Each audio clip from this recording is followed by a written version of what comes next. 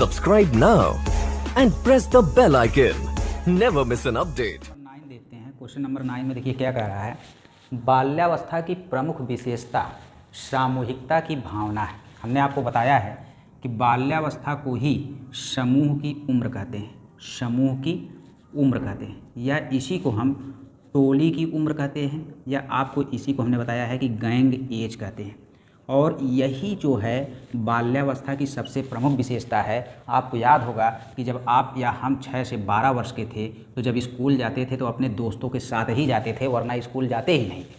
तो इसीलिए यहाँ पे समूह, टोली या गैंग बना के हम लोग हर काम करते थे। इसीलिए बाल्यावस्था की प्रमुख विशेषता जो है सामूहिकता की भावना है। इसके अलावा दोस्तों देखिए, बाल्यावस्था को ही हम प्रारंभिक विद्यालय की आयु भी कहते हैं, प्रारंभिक विद्यालय की आयु भी कहते हैं। ठीक है दोस्तों, तो आपको जानना है कि प्रारंभिक विद्यालय की आयु हम किसे कहते हैं। तो बाल्यावस्था को समूह की उम्र, टोली की उम्र या गैंग एज किसको कहते हैं, बाल्यावस्था को ही कहते हैं। जीवन का अनोखा काल, जीवन का स्वर्णिम काल, ये सब जो है हम बाल्यावस्था को ही कहते हैं। ये सारी की सारी क्वेश्चन इंपॉर्टेंट है, इसको आपको याद रखना है।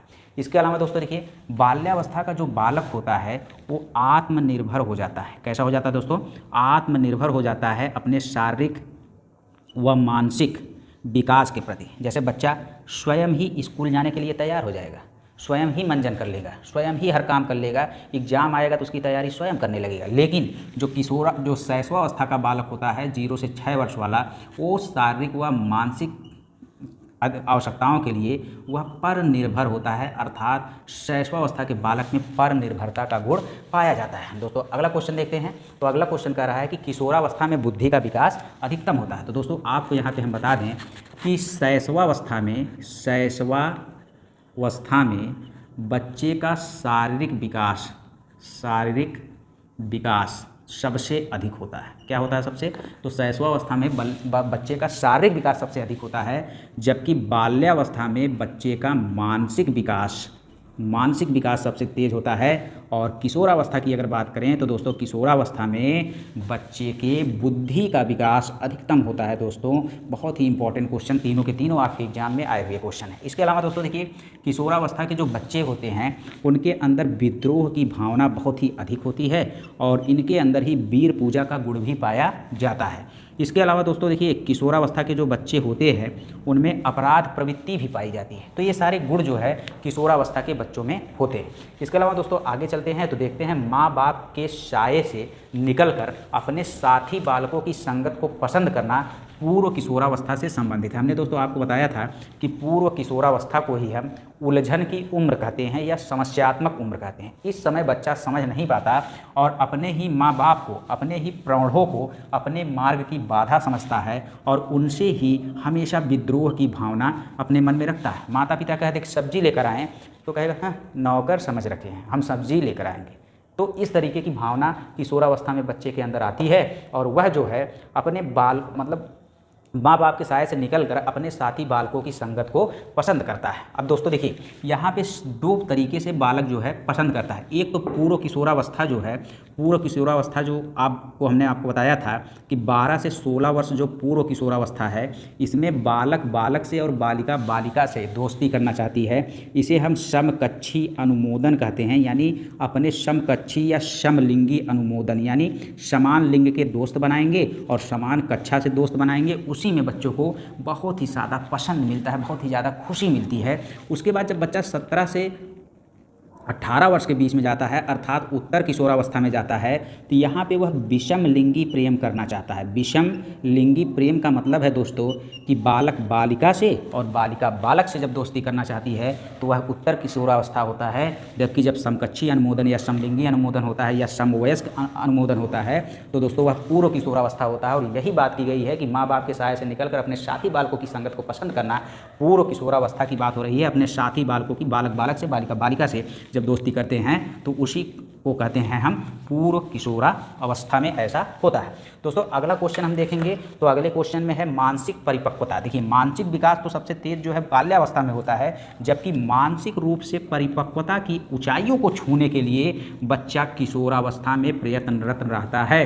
अर्थात आप कह सकते हैं कि किशोरावस्था का बालक जो होता है वो कक्षा 10वीं पास होता है और कक्षा 10वीं लगभग पास होने के बाद या 8वीं के बाद से ही बच्चे को रीजनिंग पढ़ाया जाने लगता है। रीजनिंग मैथ पढ़ाया जाने लगता है। मैथ में अंक गणित, बीज गणित, रेखा गणित, मतलब कुल मिला जुला कह सकते हैं कि तार्किक गणित पढ़ाया जाता है और तर्क करने से ही मानसिक विकास होता है। और यहाँ पे इतना ज़्यादा तर्क कराया जाता है कि बच्चा मानसिक रूप से परिपक्व हो जाता है। मानसिक रूप से ही नहीं दोस्तों, यह जो है मानसिक रूप के अलावा सामाजिक रूप से भी परिपक्व हो जाता है। सामाजिक रूप के अलावा बच्चे के अंदर नैतिकता आ जाती है, अर्थात इस समय जो है बालक जो है दूसरे के दृष्टिकोण को समझने लगता है और यह बच्चा इस समय अमूर्त चिंतन भी करना शुरू कर देता है। तो ये सारे गुण जो है बच्चे के अंदर आ जाते हैं कब? किशोरावस्था में। इसके अलावा दोस्तों अगला क्वेश्चन देखते हैं। तो पूर्वाग्रही किशोर अपनी समस्या के प्रति कठोर होते हैं। दोस्तों यहाँ पे पूर्वाग्रही का मतलब लिंग पूर्वाग्रह से है और आपको पता होना चाहिए कि लिंग पूर्वाग्रह होता क्या है। तो दोस्तों पूर्वा माने पहले से और ग्रह माने जो हमारे अंदर बन चुकी धारणा है, अर्थात लिंग के लिए पहले से बनी धारणा को हम लिंग पूर्वाग्रह कहते हैं। जैसे चाय केवल लड़की बना सकती है या लड़कियां बना सकती हैं, यह एक लिंग पूर्वाग्रह से ग्रसित शब्द है कि चाय केवल लड़की बना सकती है, लड़का नहीं बना सकता। ये हमारे पूर्वजों की जो पूर्व लिंग पूर्वाग्रह यानी पहले से लिंग के प्रति यानी महिला के प्रति पूर्वाग्रह है, पूर्व बनी धारणा है, उसी को हम लिंग पूर्वाग्रह कहते हैं दोस्तों। और लिंग पूर्वाग्रह के लिए कोई किशोर हो चाहे किशोरी हो, वह अपने समस्या के प्रति क्या होता है? कठोर होता है। अब कोई कहे कि पैसे केवल लड़के कमा सकते हैं, घर केवल लड़के चला सकते हैं, तो यह बात बिल्कुल क्या है? गलत है और लिंग पूर्वाग्रह से ग्रसित है। और लिंग पूर्वाग्रह को अगर ख़त्म करना है तो ऑप्शन में आपको देगा कि चाय लड़कियां भी बना सकती हैं, तो यह ऑप्शन जो रहेगा वो लिंग पूर्वाग्रह को खत्म करेगा। जबकि चाय केवल लड़कियां ही बना सकती हैं, यह लिंग पूर्वाग्रह को ला रहा है। अर्थात ऐसे होगा तो जो किशोर रहेगा वो हमेशा समस्या के प्रति क्या रहेगा? कठोर रहेगा। दोस्तों अगला क्वेश्चन देखते हैं। तो मनोलैंगिक विकास में दोस्तों अगला क्वेश्चन है, मनोलैंगिक विकास में सुप्तावस्था या अव्यक्तावस्था का वर्ष अंतराल 6 से यौवन वर्ष, आपके ऑप्शन में दिया है 6 से यौवन वर्ष, या आप कह सकते हैं कि 6 से 12 वर्ष तक होता है। इसी को हम प्रारंभिक विद्यालय की आयु भी कहते हैं। देखिए दोस्तों, मनोलैंगिक सिद्धांत व्यक्तित्व से संबंधित है और इसे फ्रायड ने दिया है। किसने दिया है दोस्तों? सिगमंड फ्रायड ने दिया है, जो मनोविश्लेषणवाद के जनक हैं तथा अचेतन मन पर इन्होंने अध्ययन किया। और अचेतन मन को इन्होंने जो है मन को 3 प्रकार से, मस्तिष्क को 3 प्रकार से बांटा।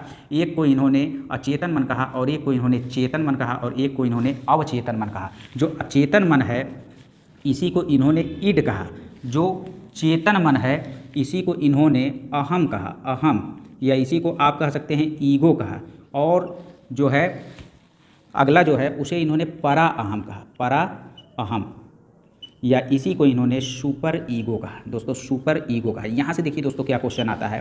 क्वेश्चन आता है कि अतृप्त इच्छाएं होती हैं, सबसे ज़्यादा इच्छाएं होती हैं, तो सबसे ज़्यादा इच्छाएं होती हैं अचेतन की, अतृप्त इच्छाएं। उसके अलावा दोस्तों क्वेश्चन आता है कि वास्तविकता के धरातल पर कौन रहता है। तो दोस्तों वास्तविकता के धरातल पर कौन रहता है? तो चेतन मन रहता है, जिसे हम अहम या ईगो कहते हैं, वह वास्तविकता के धरातल पर रहता है। तथा सुपर ईगो में दोस्तों नैतिकता आती है, पुलिस आता है, धर्म आता है, इत्यादि आता है। तो दोस्तों इतनी चीज़ें यहाँ से आपको याद रखनी चाहिए। तथा हर समस्या का जड़ अचेतन मन होता है, इतनी चीज़ें आपको याद होनी चाहिए। और फ्रायड ने ही मनोलैंगिक विकास का सिद्धांत दिया है, जो व्यक्तित्व से दोस्तों संबंधित है। और इन्होंने विकास की 5 अवस्थाएं दी हैं। दोस्तों इन्होंने विकास की 5 अवस्थाएं दी हैं, जिनमें से चौथी अवस्था का नाम है सुप्तावस्था या अव्यक्ता अवस्था, जिसकी उम्र सीमा 6 से यौवन तक है, अर्थात 12 वर्ष तक होती है। और इसी 6 से 12 वर्ष को ही हम प्रारंभिक विद्यालय की आयु कहते हैं। और यह जो प्रारंभिक विद्यालय की आयु सुप्तावस्था या अव्यक्तावस्था को कह रहे हैं, वह फ्रायड के अनुसार कहते हैं दोस्तों। तो फ्रायड के अनुसार मनोलैंगिक विकास में सुप्तावस्था या अव्यक्तावस्था का वर्ष अंतराल 6 से यौवन वर्ष तक है। ठीक है दोस्तों। अगला क्वेश्चन है क्वेश्चन नंबर 15।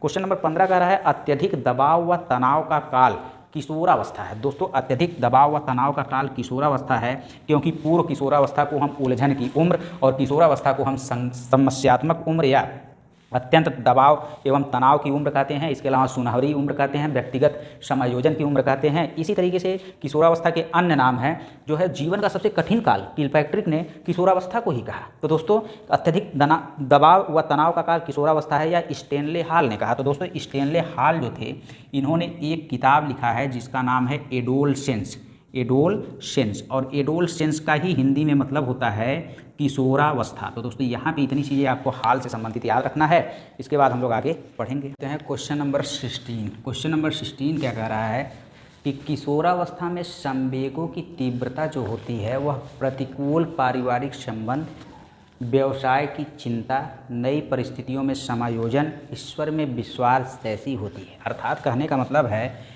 कि जो किशोरावस्था में संवेग होते हैं, वैसे दोस्तों देखिए संवेग तो शैशवावस्था में ही बच्चा दिखाने लगता है, पूरे संवेग का प्रदर्शन बच्चा शैशवावस्था में ही करने लगता है, लेकिन किशोरावस्था में संवेगों की तीव्रता बहुत ही प्रतिकूल हो जाती है, बहुत ही तीव्र हो जाती है, उपद्रव तरीके की हो जाती है। इसीलिए बच्चा जो है प्रतिकूल पारिवारिक संबंध यानी परिवार से विद्रोह की भावना करता है, परिवार की बातों को नहीं मानता है, व्यवसाय की चिंता अर्थात किशोरावस्था के बच्चे को अपने व्यवसाय यानी रुचि में बड़ी चिंता होती है कि बीए करें, बीएससी करें, मैथ ले कि साइंस लें, बायो ले कि आर्ट लें, मतलब पूरी तरीके से व्यवसाय की चिंता रहती है। तथा नई परिस्थितियों में बच्चा समायोजन नहीं कर पाता है क्योंकि इस समय बच्चे के पूरे यौवनावस्था का विकास हो जाता है। तथा ईश्वर में भी जो है विश्वास करने लगता है कि हे भगवान हमको पास करवा दीजिए, 1.25 किलो लड्डू चढ़ाएंगे। बस भगवान को केवल बहकाता है क्योंकि संवेग की तीव्रता बहुत ही अधिक होती है। अगला क्वेश्चन है क्वेश्चन नंबर 17 कह रहा है कि सूझ द्वारा सीखने के सिद्धांत के प्रतिपादक कोहलर है।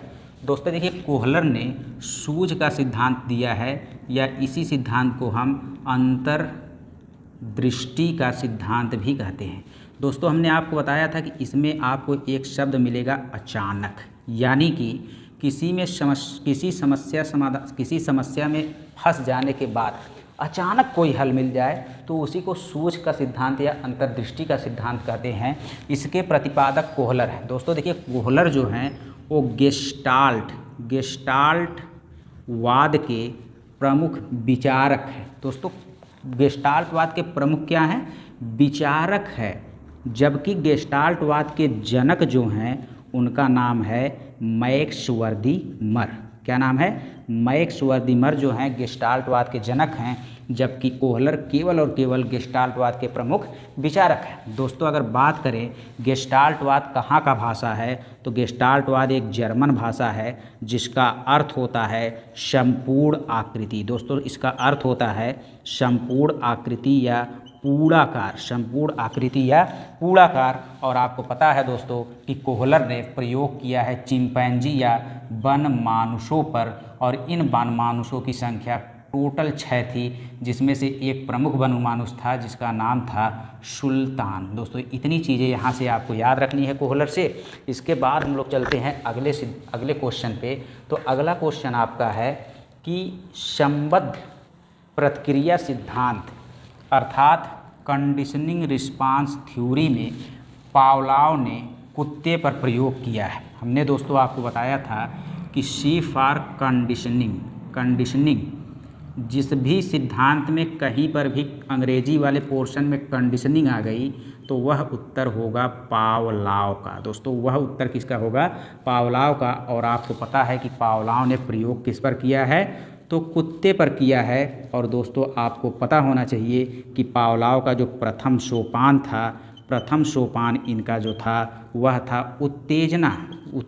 अब वह उत्तेजना चाहे भोजन के द्वारा आए चाहे घंटी के द्वारा आए, लेकिन इनका प्रथम सोपान क्या था? उत्तेजना था। और इनके सारे के सारे ट्रिक में सी आएगा, चाहे प्राचीन अनुबंधन का सिद्धांत हो या कोई भी सिद्धांत इनका हो, उनके अंग्रेजी पोर्शन में आप देखेंगे तो कंडीशनिंग जरूर आएगा, चाहे अनुकूलित प्रत्यावर्तन का सिद्धांत हो, चाहे प्राचीन अनुबंधन का सिद्धांत हो, चाहे अनुबंधन प्रतिक्रिया का सिद्धांत हो। इनके सिद्धांतों के बहुत सारे नाम हैं, तो आप अंग्रेजी में जाके बस कंडीशनिंग देख लेंगे, आपका काम हो जाएगा। दोस्तों अगला क्वेश्चन देखते हैं। तो अगला क्वेश्चन है थॉर्नडाइक ने सीखने के 3 नियम दिए हैं और 5 गौड़ नियम इन्होंने दिया है। दोस्तों देखिए थॉर्नडाइक ने अपना प्रयोग भूखी बिल्ली पर किया और इनका जो उद्दीपक था वह उद्दीपक इनका था मछली, और यह सर्वप्रथम बिल्ली के सामने उद्दीपक ला के रखते थे, तब बिल्ली करती थी अनुक्रिया। यानी उद्दीपक अनुक्रिया का सिद्धांत किसने दिया है?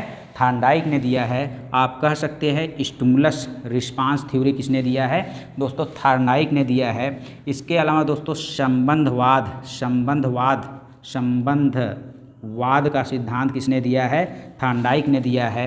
इसके अलावा दोस्तों देखिए संयोजनवाद का सिद्धांत भी किसने दिया है? थार्नडाइक ने दिया है। समान अवयव के अंतरण का सिद्धांत भी किसने दिया है दोस्तों? थार्नडाइक ने दिया है। प्रयत्न एवं भूल, प्रयत्न एवं भूल का सिद्धांत दोस्तों किसने दिया है? तो वह भी थार्नडाइक ने दिया है। इसके अलावा प्रयास एवं त्रुटि या त्रुटि एवं प्रयास का सिद्धांत भी दोस्तों किसने दिया है? थार्नडाइक ने दिया है। अब दोस्तों बात करते हैं थार्नडाइक ने जो 3 प्रमुख नियम दिया है उसमें से पहले नियम का नाम है तत्परता का सिद्धांत, दूसरे नियम का नाम जो है अभ्यास का सिद्धांत या इसी अभ्यास के सिद्धांत को हम प्रयास का सिद्धांत भी कहते हैं, और तीसरे दोस्तों सिद्धांत का नाम इनके है प्रभाव का सिद्धांत। दोस्तों इस तीनों सिद्धांतों को आपको याद रखना है क्योंकि पूछता है निम्न में से कौन सा थार्नडाइक के सीखने के 3 प्रमुख नियम में शामिल नहीं है। तो दोस्तों 3 प्रमुख नियम भी कह सकता है, 3 मुख्य नियम भी कह सकता है, 3 प्राथमिक नियम भी कह सकता है। तो आपको जानते रहना है कि कुछ भी आएगा तत्परता, अभ्यास या प्रयास का नियम और प्रभाव का नियम आएगा। और अभ्यास के नियम को 2 भागों में बांटा गया है, एक को कहते हैं उपयोग का नियम और एक को कहते हैं अनुपयोग का नियम, जबकि प्रभाव के नियम को भी 2 भागों में बांटा गया है, एक को कहते हैं संतोष का नियम और एक को कहते हैं असंतोष का नियम। दोस्तों आगे चलते हैं तो थार्नडाइक ने 5 गौड़ नियम भी दिया है, जिसमें से पहला है बहुअनुक्रिया का सिद्धांत, दूसरा है दोस्तों मनोवृत्ति या मनोदशा का सिद्धांत, और तीसरा है तत्वों की पूर्ण समर्थता का सिद्धांत, और चौथा है समानता या सादृश्यता का सिद्धांत, और 5वां है साहचर्य परिवर्तन का सिद्धांत। दोस्तों ये 5 गौड़ नियम या सेकेंडरी लॉ ऑफ थार्नडाइक का जो है सीखने के सेकेंडरी लॉ हैं। तो थार्नडाइक ने सीखने के 3 प्रमुख नियम दिए हैं जबकि 5 गौड़ नियम दिए हैं। दोस्तों अगला क्वेश्चन देखते हैं। क्वेश्चन नंबर 20 कह रहा है कि क्रिया प्रसूत अनुकूलन या क्रिया प्रसूत अनुबंधन का सिद्धांत किसने दिया है? तो दोस्तों हमने आपको बताया था कि जिस भी सिद्धांत में पहले क्रिया आ जाए अर्थात क्रिया पर बल सबसे ज़्यादा किसने दिया है? वह है स्किनर। किसी भी सिद्धांत में अगर पहले क्रिया आ जाता है तो वह सिद्धांत किसने दिया है? स्किनर। जैसे अनुक्रिया उद्दीपक का सिद्धांत, दोनों अनुक्रिया उद्दीपक का सिद्धांत। तो देखिए दोस्तों अनुक्रिया में अनुक्रिया क्रिया पहले आई तो कौन दिए हैं? स्किनर ने दिया है। इसके अलावा दोस्तों क्रिया प्रसूत अनुबंधन का सिद्धांत या कार्यक्रमित अधिगम का सिद्धांत या आप कह सकते हैं सबलीकरण या सबलीकृत उद्दीपक का सिद्धांत या सबलीकृत अनुबंधन का सिद्धांत। इस तरीके से दोस्तों किसी में भी क्रिया पहले आएगी तो वह सिद्धांत स्किनर ने दिया है। इसके अलावा स्किनर ने एक शेपिंग प्रविधि भी दिया है, शेपिंग प्रविधि के प्रतिपादक भी स्किनर हैं, और स्किनर ने अपना प्रयोग जो है कबूतर व चूहे पर किए। दोस्तों स्किनर ने अपना प्रयोग कबूतर व चूहे पर किया है। दोस्तों अगला क्वेश्चन देखते हैं। तो अगला क्वेश्चन है अधिगम में प्रयत्न एवं भूल का सिद्धांत किसने दिया है? तो दोस्तों अभी हमने आपको बताया है कि अधिगम में प्रयत्न एवं भूल का सिद्धांत और प्रयास एवं त्रुटि का सिद्धांत जो है थार्नडाइक महोदय ने दिया है, और थार्नडाइक ही शिक्षा मनोविज्ञान के जनक भी हैं, और थार्नडाइक ने ही बुद्धि का बहुकारक सिद्धांत भी दिया है। इन्होंने बताया है कि बुद्धि बहुत से कारकों से मिलकर बनी है, एक कारक से मिलकर नहीं बनी है। अगला क्वेश्चन है दोस्तों थार्नडाइक ने व्यक्तित्व के वर्गीकरण का आधार जो है 2 चीज़ों को माना है, एक तो चिंतन है, दूसरा कल्पना है। दोस्तों ये जो है व्यक्तित्व का वर्गीकरण चिंतन व कल्पना 2 भागों में किया किसने? तो दोस्तों थार्नडाइक ने व्यक्तित्व का 2 भागों में वर्गीकरण किया, एक को कहा चिंतन और दूसरे को कहा कल्पना। अगला क्वेश्चन है दोस्तों साहचर्य के जो 3 नियम हैं, पहला नियम है समानता का नियम, दूसरा नियम है समीपता का नियम और तीसरा नियम है वैषम्य का नियम। तो ये साहचर्य के 3 नियम समानता का नियम, समीपता का नियम और वैषम्य का नियम आपको याद रखना है। अगला क्वेश्चन है दोस्तों क्वेश्चन नंबर 24, स्पीयरमैन के अनुसार तर्क करने की शक्ति और समस्या समाधान की शक्ति जी कारक से संबंधित है। दोस्तों हम आपको बताते हैं कि स्पीयरमैन बुद्धि से संबंधित हैं और इन्होंने बुद्धि का द्विकारक सिद्धांत दिया है, और इस द्विकारक में इन्होंने एक बताया जी कारक और एक बताया यश कारक। जी कारक को हम सामान्य कारक और यश कारक को हम विशिष्ट कारक कहते हैं, और सामान्य कारक वे कारक होते हैं जो हमें वंशानुक्रम के द्वारा जन्मजात मिलते हैं। दोस्तों वंशानुक्रम के द्वारा जो भी कारक जन्मजात मिलते हैं वो हम जी कारक कहते हैं, और जो वातावरण से हम अर्जित करते हैं वो सारे कारक यश कारक कहलाते हैं। तो दोस्तों जैसे यहाँ पे बात हो रही है तर्क करने की क्षमता। तो दोस्तों तर्क करने की क्षमता माता पिता से बच्चों में आनुवांशिक रूप से आ जाते हैं, जन्मजात आ जाते हैं, तो वह जी कारक आएगा। समस्या समाधान करने की क्षमता भी एक मानसिक प्रक्रिया है जो माता पिता से बच्चों में आ जाती है, तो वो भी दोस्तों जी कारक में आएगा। इसके अलावा आत्मरक्षा की भावना, निर्णय लेने की क्षमता, कल्पना शक्ति, ये सब के सब जो है जी कारक के अंतर्गत आएंगे। जबकि व्यवसाय का चयन हम जन्मजात नहीं कर सकते, हम इसको वातावरण से अर्जित करते हैं। रुचियाँ भी आपका जो है यस कारक में आएगा। ज्ञान और अनुभव भी कहाँ पे आएगा? यस कारक में आएगा। अर्थात जो भी चीज़ हम वातावरण से अर्जित करते हैं वो यस कारक में आएगा, और जो हमें जन्मजात मिलती है वो जी कारक में आएगा। यही है बुद्धि का द्विकारक सिद्धांत जिसे स्पीयरमैन ने दिया है।